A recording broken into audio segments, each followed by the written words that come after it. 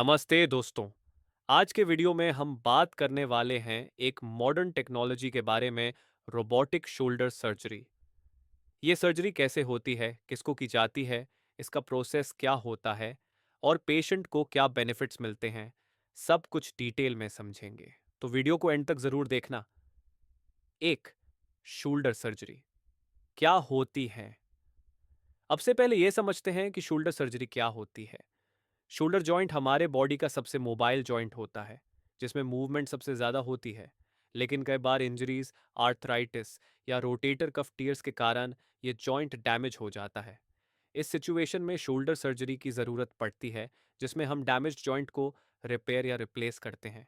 आजकल advance technique से ये सर्जरीज मिनिमली इन्वेसिव वे में होती हैं, जिसमें एक नए ऑप्शन काफ़ी पॉपुलर हो रहा है, रोबोटिक सर्जरी। तो रोबोटिक सर्जरी क्या होती है? रोबोटिक सर्जरी का मतलब ये नहीं होता कि रोबोट अकेला सर्जरी करता है। यह सर्जरी रोबोटिक असिस्टेड होती है, जिसमें सर्जन एक रोबोटिक सिस्टम का यूज़ करता है हाई प्रिसिशन सर्जरी के लिए। सर्जन एक कंसोल पर बैठकर रोबोट के आर्म्स को कंट्रोल करता है और वो आर्म्स पेशेंट के शोल्डर एरिया में काम करते हैं with extreme accuracy. Robotic system एक 3D व्यू देता है, जिससे सर्जन को इनसाइड बॉडी का क्रिस्टल क्लियर विजुअलाइजेशन मिलता है। 3. Robotic shoulder surgery. अब बात करते हैं स्पेसिफिकली रोबोटिक शोल्डर सर्जरी की।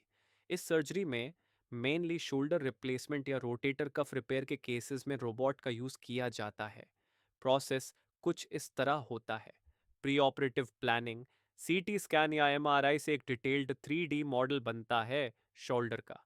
प्रिसाइज पोजिशनिंग, रोबोटिक सिस्टम से सर्जन को एग्जैक्ट प्लेसमेंट का आइडिया मिलता है, जिसे शोल्डर इम्प्लांट या स्क्रू परफेक्ट पोजीशन में लगता है। Less tissue damage, robotic arms accurate movement करते हैं, जिसे अननेसेसरी टिश्यू डैमेज नहीं होता। 4. पेशेंट के लिए फेडे रोबोटिक शोल्डर सर्जरी के काफ़ी बेनिफिट्स हैं।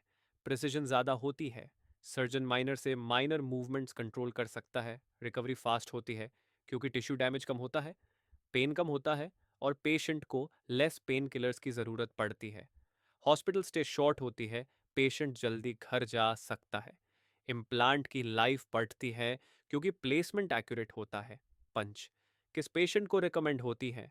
ये सर्जरी उन पेशेंट्स के लिए सूटेबल होती है जिनको सिवियर आर्थराइटिस है शोल्डर में, रोटेटर कफ टेयर के बाद क्रॉनिक पेन है, शोल्डर जॉइंट का मूवमेंट लिमिटेड हो गया है, ट्रेडिशनल सर्जरी से बेनिफिट नहीं मिला। लेकिन हर पेशेंट के लिए रोबोटिक सर्जरी सूटेबल नहीं होती, इसलिए एक एक्सपीरियंस्ड ऑर्थोपीडिक सर्जन से कंसल्ट करना ज़रूरी है।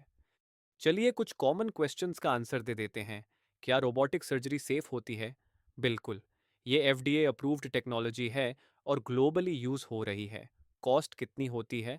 थोड़ी एक्सपेंसिव हो सकती है ट्रेडिशनल सर्जरी के कंपैरिजन में, लेकिन लॉन्ग टर्म बेनिफिट्स के कारण कॉस्ट इफेक्टिव भी है।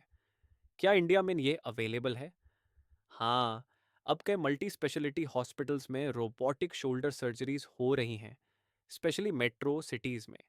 अगर आप या आपके किसी क्लोज को शोल्डर पेन हो रहा है, तो एक ऑर्थोपीडिक स्पेशलिस्ट से रोबोटिक सर्जरी के बारे में डिस्कस कर सकते हैं।